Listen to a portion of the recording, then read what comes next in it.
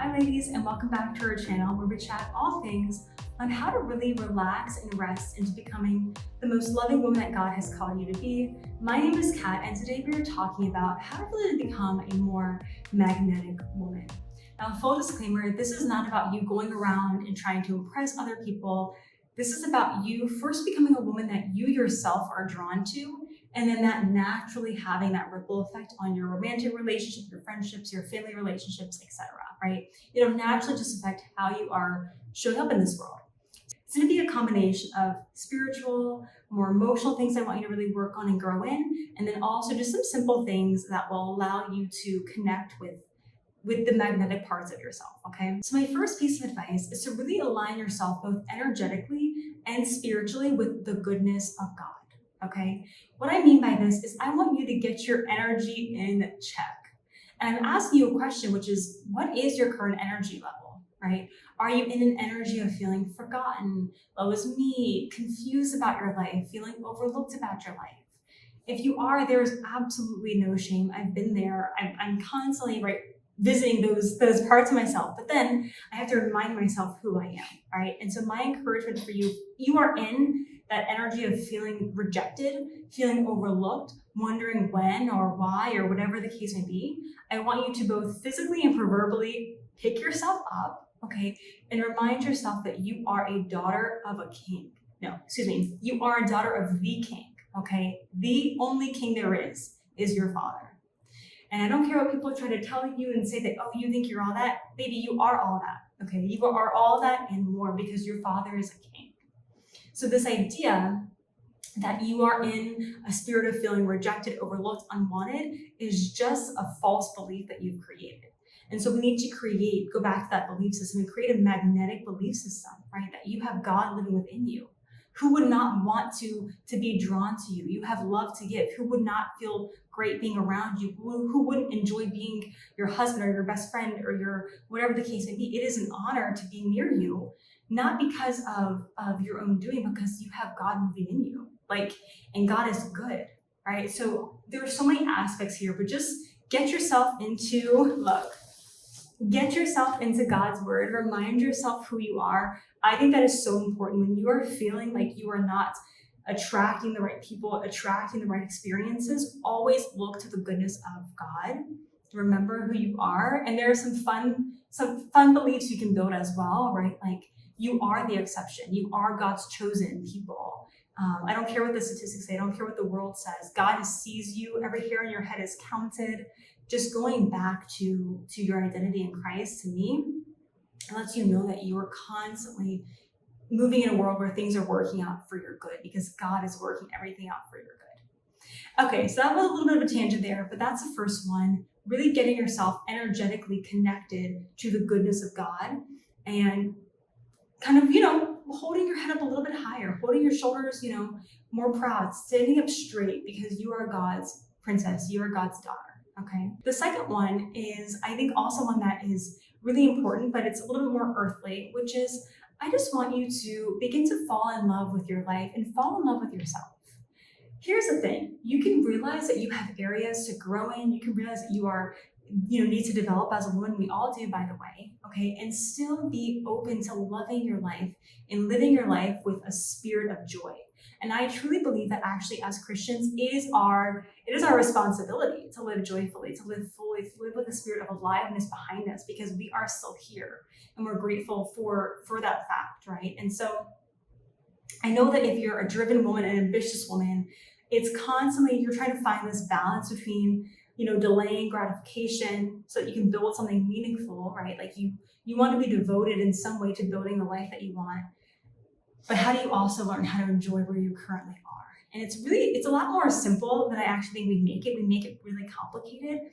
But falling in love with who you are, falling in love with your life can be as simple as doing something new, getting creative, getting out of your ordinary, experiencing more of life to remind yourself that there's so much out there, there's so much joy out there, there's so much creativity and newness and freedom out there. So for instance, for me, at 29 years old, I started picking back up dance classes again. Like I have not danced, like more class and structured wise in 15 years, 20 years, a very, very long time since I stopped ballet and points and all those things. So getting back into just falling in love with the opportunities that life has given me.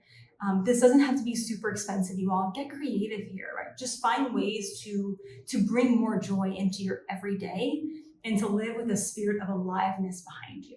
All right. And this is really important for you to have this posture of aliveness, because that means when you are proud of your life, when you are living your life fully, you're able to share that energy, share that joy, share that love, that happiness with other people, right? And so, I want you to first have that for yourself, and it to naturally become an implication that others around you get to experience. Like they get to experience your light because you have that light for life naturally living and burning inside of you. Okay. So that is my second tip. The third tip that I'm going to give you is more like the simple everyday thing. I want to kind of change it up a little bit. So this one is just, I really want you to slow down in nearly every single regard. I mean, I want you to slow down how quickly you're talking. I want you to slow down your walk. I want you to slow down your mind a little bit, okay? Why I say this is so important, because I can look at a woman and I can tell when she's off-centered. She's doing a bunch of stuff. She's running around. She can't say no. She's changing her values for every man that gives her, a little bit of interest or gives her a little bit of attention. She's pretending to act some way around her friends because she thinks what makes her likable. Like there's just no level of groundedness to her. She's constantly just ripping and running and changing and doing this and that. And there's a difference between learning how to evolve as a person and being open to learning and growth. And there is quite literally a difference than just being to having no idea who you are and constantly allow yourself to race from thing to thing, person to person, like a little rabbit or whatever the case may be. You don't need to do that. Okay, I want you to slow down in nearly every single regard. So let's just take the one I said about slowing down your mind.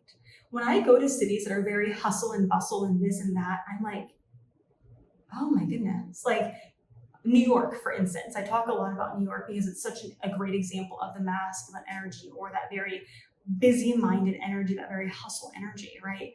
New York has been voted as one of the worst cities to date. Okay, not saying that magnetism only relates to dating, but it's, obviously you want to be more magnetic for a romantic partner. But New York has been voted as one of the worst cities to date, and it doesn't surprise me, because every person in New York is constantly looking for what's better, what's next, who else is out there, how much more money can I make? I mean, the chase does not stop. It's no wonder you can't just be a person that other people are drawn to. You're constantly looking for the next best thing. You can't stand in who you are, okay? Part of being magnetic is you being able to be grounded in who you are. You're not going around. A magnet does not have to convince other items and iron and all these pieces to be drawn to it. Being magnetic is a magnet's nature. It is its property. And so by slowing down, what you're really doing is realizing you don't need to impress anybody. You don't need to perform for anybody. You don't need to use your intellect or all these things to draw people in. You're slowing down on the external proving that you're doing. You're stopping that and you're going inward, okay? You're slowing down your walk, right? Because that's another example I gave. You're not rushing to thing, right? You're a woman who plans out her day appropriately. Therefore, you deserve to walk at an appropriate pace. These are really minor things, but in a world that is constantly on the look for what's better, what's next, constantly, has shiny object syndrome, you will begin to really stand out. People will say, wow, that woman shows up differently. Her energy is different, right? There's something that I can't place on it. And really what it is this groundedness that you don't need to go external to prove. You can stay clear and grounded in who you are, and therefore move at a pace that feels right for you as a person, as a woman. So this next one is one that's kind of related to what I just shared, which is I want you to become a woman who knows how to read the room. Learning how to read the room and move accordingly, move choicefully. What do I mean by that? Okay, so a lot of people will adopt the personality or the energy or whatever the case may be of the majority room or of the majority space that they're in, right? So everyone in the room is acting crazy, you're acting crazy, or you think that you need to behave one way to kind of mirror and match how people are.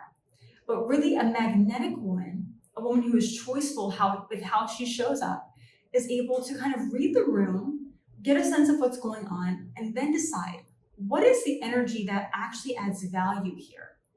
How would I show up to kind of add a level of balance to this space, right? You don't have to show up in the exact same way as everyone else. So going back to my New York example, if everyone is hustling and bustling and this and that and next best thing, and how can you slow down? How can you add a different energy to that whole picture? It's this ability to read the room, get a sense of what's going on, and then decide how do you want to show up. It's not about you being performative, right? What you're leaning into is still true to who you are as a woman, because you are a very complex and multifaceted person. You have different parts of yourself.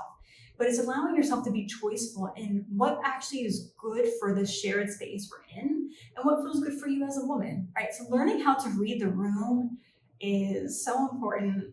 Again, it just goes to that thing about like you will stand out. People will be like, wow, she's different. She's showing up this way.